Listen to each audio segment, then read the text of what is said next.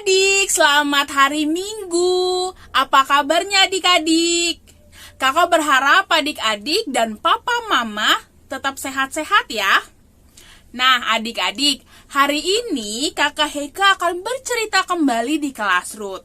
Sebelum kakak Heka bercerita, kakak mau mengajak adik-adik untuk bernyanyi. Ayo kita sama-sama bernyanyi dengan lagu yang berjudul Tuhan Yesus baik, sungguh amat baik. Kita nyanyi bersama-sama ya.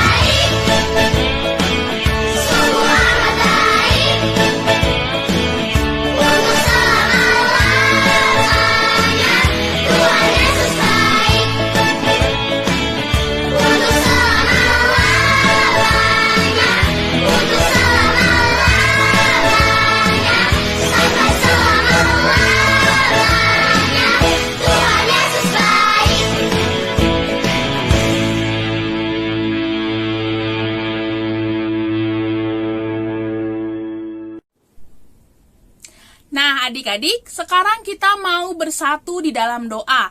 Adik-adik semuanya lipat tangan, tutup mata, kita bersatu di dalam doa.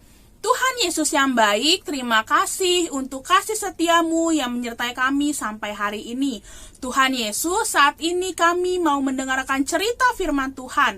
Kiranya Tuhan yang boleh terus menyertai kami, Tuhan yang boleh terus membimbing kami, sehingga kami boleh mengerti akan setiap firman Tuhan yang kami dengar hari ini. Terima kasih Tuhan, menyerahkan pembelajaran firman Tuhan kami ke depan dari awal sampai akhir hanya ke dalam tangan pengasihan Tuhan. Terima kasih Tuhan, di dalam nama Tuhan Yesus Kristus kami berdoa dan mengucap syukur. Amin.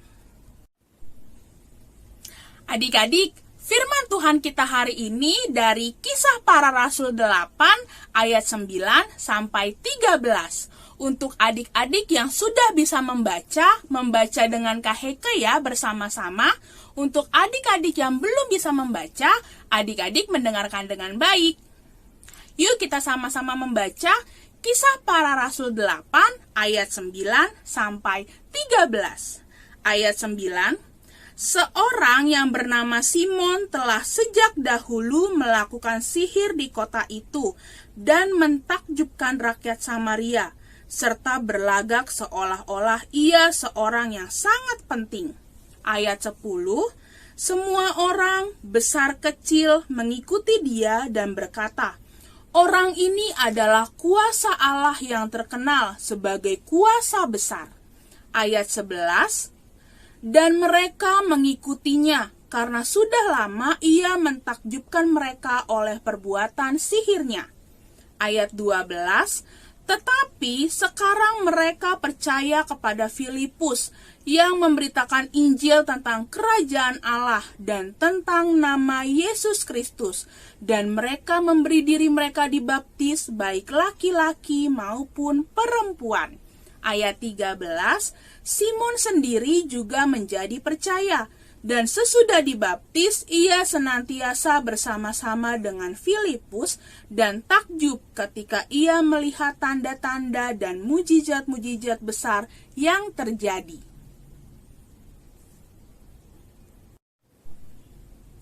Adik-adik, sebelum kakak menjelaskan cerita firman Tuhan hari ini, kakak mau mengajak adik-adik untuk menonton animasi berikut ini.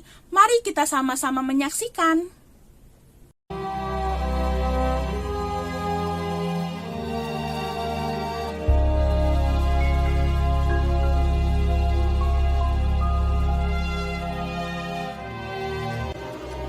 Dan Filipus pergi ke suatu kota di Samaria dan memberitakan Mesias kepada orang-orang di situ.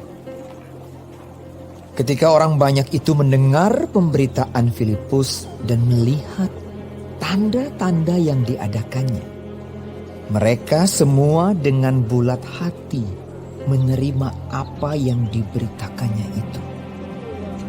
Sebab dari banyak orang yang kerasukan roh jahat, keluarlah roh-roh itu sambil berseru dengan suara keras, dan banyak juga orang lumpuh dan orang timpang yang disembuhkan.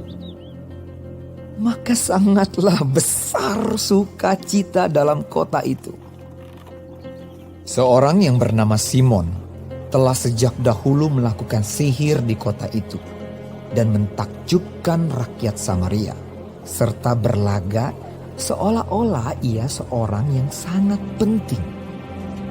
Semua orang, besar kecil, mengikuti dia dan berkata, orang ini adalah kuasa Allah yang terkenal sebagai kuasa besar. Dan mereka mengikutinya karena sudah lama ia mentakjubkan mereka oleh perbuatan sihirnya.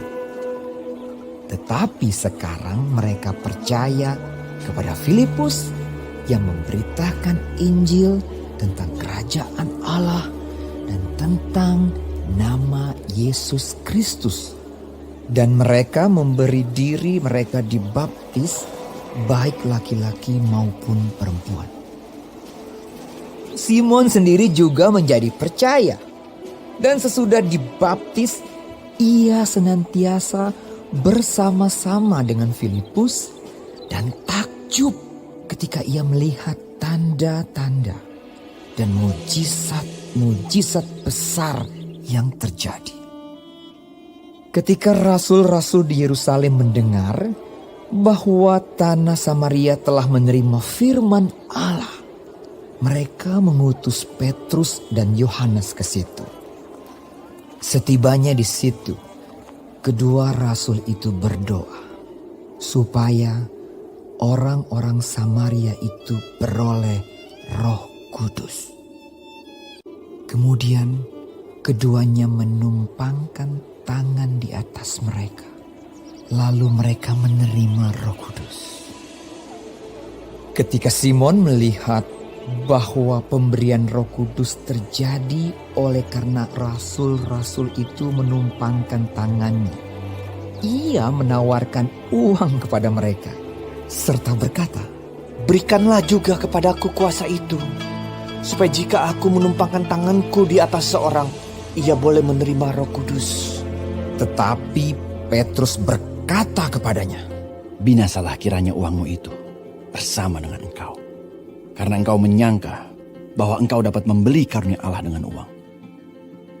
Tidak ada bagian atau hakmu dalam perkara ini, sebab hatimu tidak lurus di hadapan Allah. Jadi bertobatlah dari kejahatanmu ini, dan berdoalah kepada Tuhan, supaya ia mengampuni niat hatimu ini.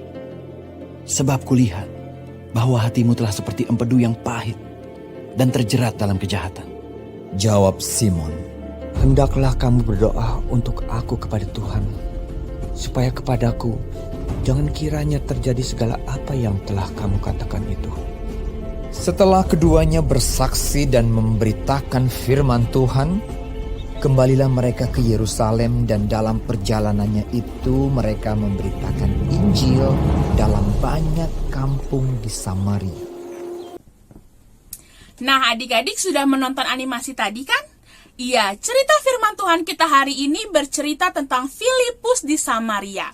Filipus adalah salah seorang murid yang melayani di kota Samaria. Tujuan Filipus datang ke Samaria adalah untuk menolong orang banyak dan menyembuhkan orang banyak. Hal ini sama seperti yang dilakukan oleh Petrus dan Yohanes. Filipus memberitakan kabar tentang Sang Juru Selamat, yaitu Tuhan Yesus Kristus. Tetapi adik-adik, pelayanan yang dilakukan Filipus tidak berjalan mulus-mulus saja adik-adik. Tetapi Filipus harus lebih dahulu berulang-ulang menyampaikan firman Tuhan kepada orang banyak. Itu sebabnya adik-adik, untuk bersaksi menceritakan kabar baik kepada orang-orang sangat diperlukan kesabaran dan ketekunan serta berdoa. Selain menyampaikan firman Tuhan, Filipus juga menunjukkan tanda-tanda kepada orang Samaria dengan mengusir roh-roh jahat, menyembuhkan orang lumpuh dan timpang, sehingga banyak orang di kota Samaria dengan sepenuh hati menerima apa yang diberitakan oleh Filipus, termasuk Simon, tukang sihir di kota Samaria yang menjadi percaya dan mereka takjub melihat itu. Nah, adik-adik, inti cerita hari ini adalah kisah Filipus di Samaria ini adalah contoh pentingnya tetap beriman di tengah rintangan yang ada. Pemberitaan Filipus terjadi karena adanya penganiayaan di Yerusalem. Filipus dengan mata dan hati yang tetap tertuju kepada Tuhan menjadi semakin giat menyebarkan Injil dimanapun Filipus berada.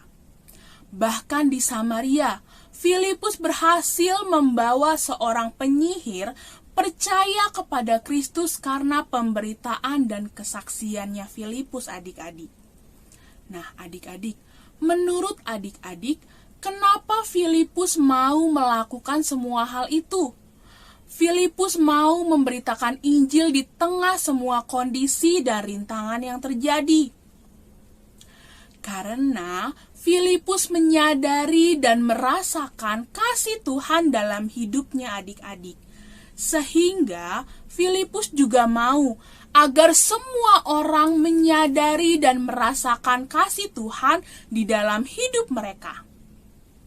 Nah, pertanyaan kakak sekarang untuk adik-adik. Apakah adik-adik juga sudah menyadari dan merasakan kasih Tuhan dalam hidup adik-adik? Tentunya iya ya adik-adik. Buktinya apa kak? Buktinya Tuhan Yesus mati di kayu salib untuk memberikan pengampunan dosa untuk Kak Heke, untuk adik-adik, untuk papa, untuk mama, untuk opung, dan untuk semua orang. Adik-adik juga masih diberikan kesehatan. Sampai hari ini, adik-adik juga masih bisa memuji Tuhan dan mendengarkan cerita firman Tuhan pada saat ibadah sekolah minggu hari ini adik-adik. Adik-adik juga diberikan kesempatan oleh Tuhan bisa bersama-sama dengan keluarga adik-adik untuk belajar, untuk makan bersama, untuk bermain, dan yang lain-lain adik-adik.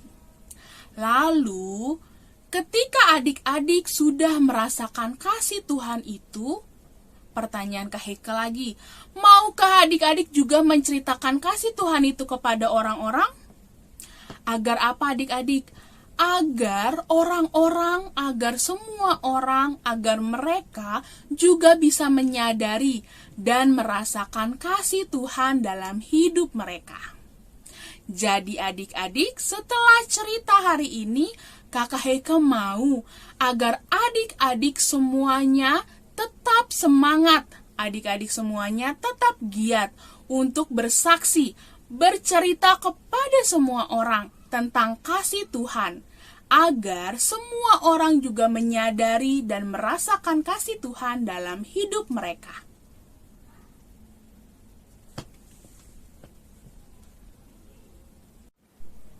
Adik-adik, untuk menutup cerita Kak Heike hari ini, Kakak Heike mau mengajak adik-adik bernyanyi lagu Bersaksi Terus Sampai Tuhan Datang. Yuk sama-sama kita bernyanyi.